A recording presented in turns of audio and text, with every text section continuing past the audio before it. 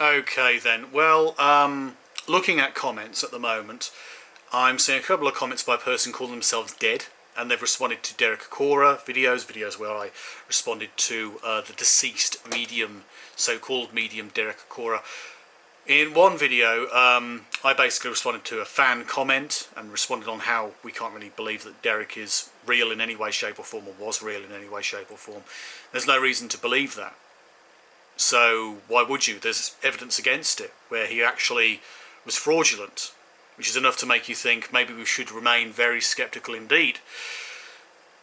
But this person doesn't want to go down that route. They don't want to defend Derek Acora. No, they just want to say all human beings have their own belief on life, death and the afterlife. No one truly knows. Science talks big about the Big Bang. Science talks about the Big Bang, and you're not convinced. You're not convinced about the Big Bang. Have you done any research? No, you have not. And this is proven when you say, how can people know these things happened billions of years ago? I can't even use Google. Okay, well, good for you. They have their theories, but how can they prove them correct without a time machine? You know, so it's a very silly thing. What's this? Humans have barely gotten further than the moon, allegedly. Allegedly, in brackets, allegedly. Yet we can claim to have such vast understanding of the universe because we've looked out of a telescope a few times. That's literally what it says. It says a few times. I'll put this on the Skeptic group, by the way, so you'll see it there as a screen capture. In fact, I'll screen capture it now. I haven't got the screen capture thing on. I'll screen capture it in a second. Your next comment under another video, a video called Derek Acora in a Nutshell. We get it, you're an edgy atheist. I never claimed to be an edgy atheist. What's an edgy atheist? Oh, hey, I don't believe in God, and I think your belief in God is not valid. Is that edgy? Not really. No one cares? Good, because I'm not here to prove anything, and if you watched any of my videos you would know I've said already that I'm not here to make it big, I'm not here to prove myself, I'm here for my own point of having a ramble, having a talk, getting my points across. And he, as in Derek, was of more value to the species than you. Value in what regard? He had a wife. Did he have kids? I don't know, but he had family and loved ones, sure. I have family and loved ones too. I'm not married though, so automatically he gains one extra point than me, I guess. Okay, but also, when you think about it, a vicar with a family and maybe kids and maybe, you know, a pillar of the local community, giving out a lot of false hope, a bit like Derek did, doing a lot more for charity and good causes and people's well-being, being a kind of spiritual counsellor when people want to go and see a person like that. They're doing more good than Derek, aren't they? A doctor is actually helping people out physically or perhaps psychologically if they're a psychiatrist with a doctorate, you know. They're doing more good than a vicar. A politician who's trying to help people out of poverty, they're doing more than a doctor, I suppose. Maybe. Depends.